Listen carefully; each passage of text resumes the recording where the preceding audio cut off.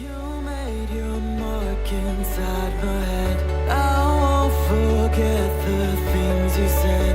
We are too young, we were so young. We should have known better. Nothing will ever change our minds. Cover your eyes and shut the lights. Just take my hands, let's take a chance. Ignite the sparks forever. We are taking control of our lives.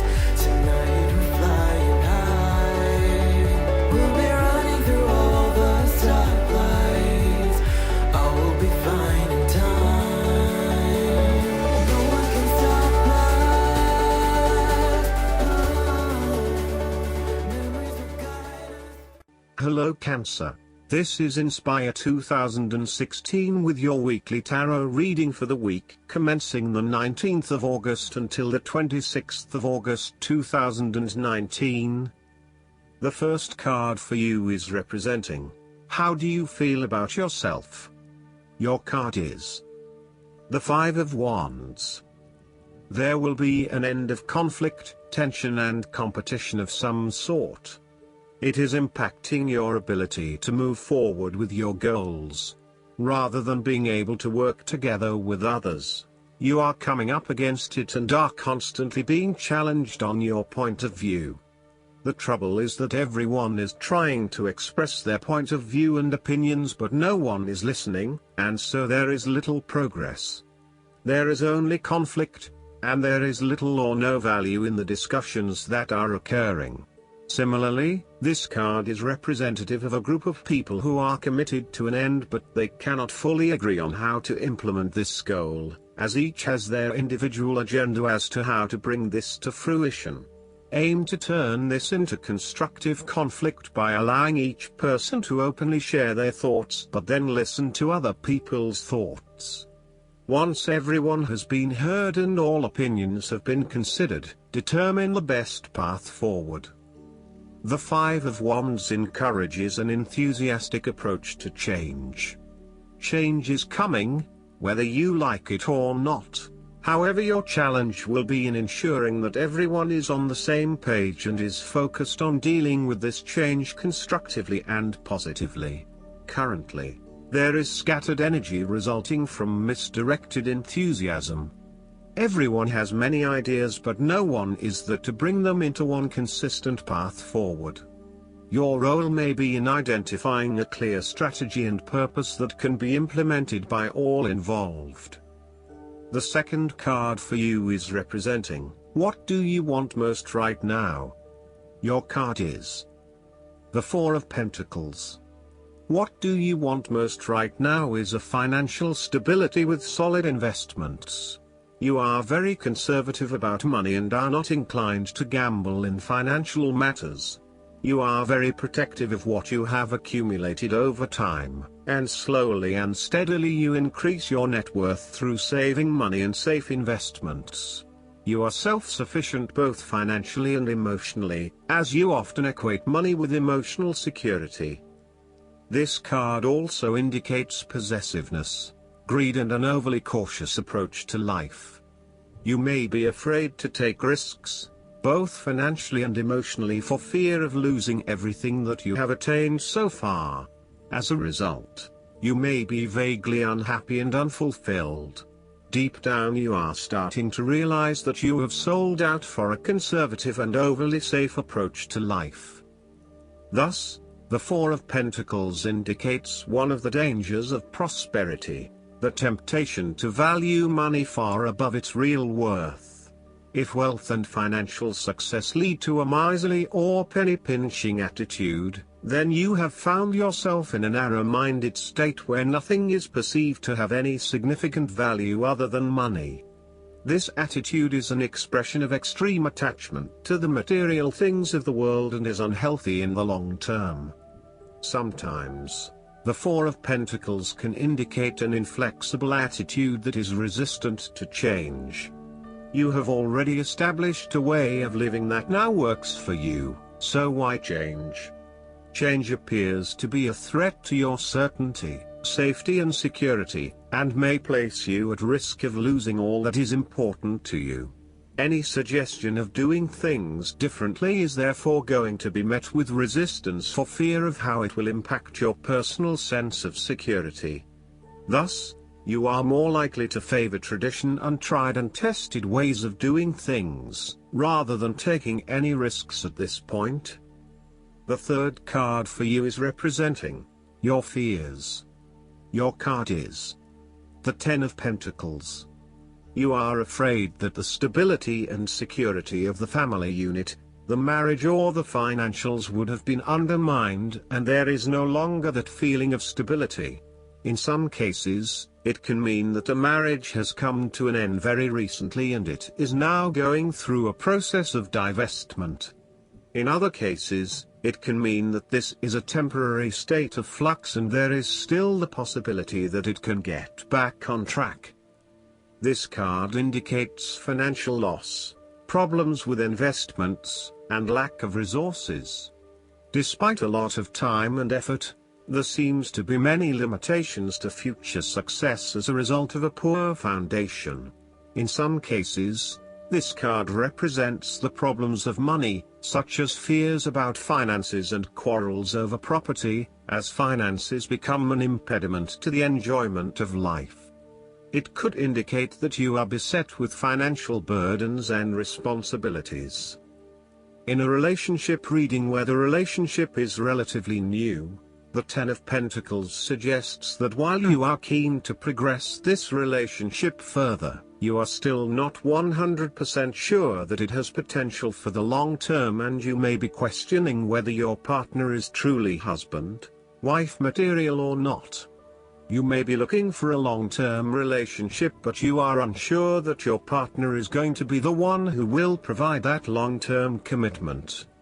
Similarly, if you are single, the Ten of Pentacles suggests that you are looking for a fun relationship at this stage, not anything more committed than that. You would prefer something that is just casual but still secure enough to know that you are a couple. The fourth card for you is representing what is going for you. Your card is the Seven of Wands. You have to maintain your position at the top while others compete and fight to achieve the same success and status that you have already achieved. Thus, competition is rife and you must continually prove yourself with the Seven of Wands.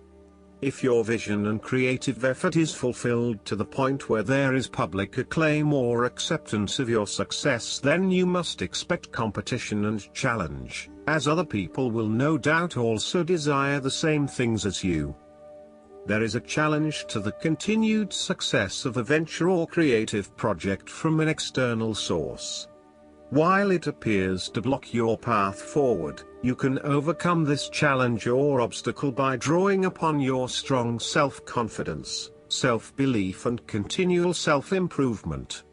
It can also be overcome with effort and clarity of purpose. The Seven of Wands is about holding your ground, despite ongoing challenges to your position and authority. You need to take a stand and defend your position at all costs. This will take courage and persistence, but you have the strength and determination to do it. You see yourself as a battler, and no matter what the challenge, you still have it in you to stand up for yourself and fight to the end. So, although you are experiencing a number of setbacks at the moment, you need to continue fighting for what you believe in and confronting others who may oppose or threaten you. The fifth card for you is representing what is going against you. Your card is the Three of Wands. There may have been some unexpected delays and creative blockages to your path. There is disappointment and frustration, and a general feeling that you may have just wasted your time by even starting on this journey. What you may not realize, however, is that these setbacks are in fact an important part of your bigger life journey and will have contributed to your personal development anyway. You may also be struggling to put your plans into action, and you are now feeling worried that you have gotten in over your head and tasks appear overwhelming. You may have had a lack of foresight and were unable to detect the challenges as they arose, or you may have been unrealistic about the risks associated with your plans. Break down your plans into smaller tasks to make them more manageable and more realistic. Conduct a risk assessment ahead of time to understand what challenges you may potentially face, and then create mitigation plans to avoid or minimize those risks. This card may also indicate a lack of cooperation, wasted efforts, delays, or bad luck or obstacles from outside in commercial ventures. You may be dealing with a business partner or another business that is only out for their own material gain, and as such, you are at risk of being betrayed in your business pursuits. You may also find that there are shipping delays or product manufacturing delays, particularly if you rely on an overseas source as part of your business. You know that you need to be open to receiving help, but you are also concerned about others exploiting you for their own gain. In a relationship reading, the Three of Wands can indicate that there is a fundamental issue of not being able to pursue your longer-term goals together. Your partner may want to travel or to expand their horizons by moving interstate or internationally, but you may be reluctant to do so, putting an obstacle in your partner's course. This is becoming a major issue for the relationship. For the relationship to work in the long term, you need to work this out together and come to a compromise. The last card for you is representing the likely outcome that you may have. Your card is the Three of Cups. You are open to helping others, which in turn means that others are open to helping you. It is about spending quality time with your loved ones and your friends. It is a very sociable period. You will find a harmonious balance between meeting your commitments and spending quality time with friends and family. This is a great time to let your hair down and indulge yourself a little. You may be particularly drawn to the bar or restaurant scene, indulging in great food, wine and cocktails. You may also be celebrating something special, such as a birth, engagement, wedding, reunion, or birthday. For the moment, even though life's problems go on, you can take time out to forget about the hassles of the everyday world and enjoy the company of your friends and loved ones. Such respites are often needed before and after periods of high stress, to stop you from getting burned out emotionally or physically. When this card appears and you are experiencing a high level of stress, take some time off to recuperate and gain the support of friends before returning to reality. More broadly, the Three of Cups indicates the end or conclusion of any problems you have been experiencing, particularly those that relate to your interactions with others. A compromise will be found which will serve all the interests of those involved and will allow for a more harmonious environment. You can facilitate this process by bringing about positive change within yourself and changing your attitude and the way you react or deal with what is happening. Treat the situation with compassion and give the benefit of the doubt where possible. The Three of Cups represents community and groups of people coming together to focus on a common goal for the greater good of others.